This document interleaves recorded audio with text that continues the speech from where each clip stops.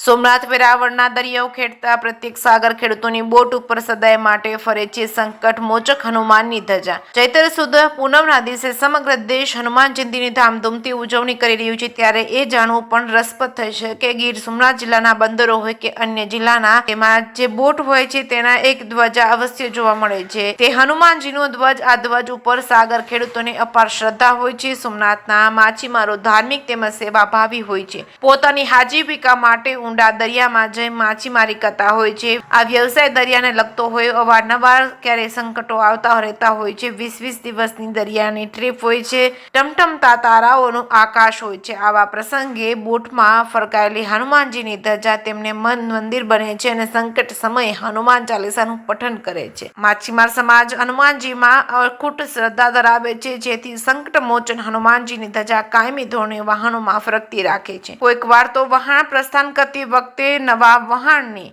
દરિયામાં પ્રથમ વખત તરતું મૂકતી વખતે હનુમાનજીને શ્રીફળ વધેરી પૂજા કરી પછી જ બોટનું પ્રસ્થાન કરાવે છે। જે કે સિંહ ગુજરાતી સાથે મહેશ વાજા, સોમનાથ।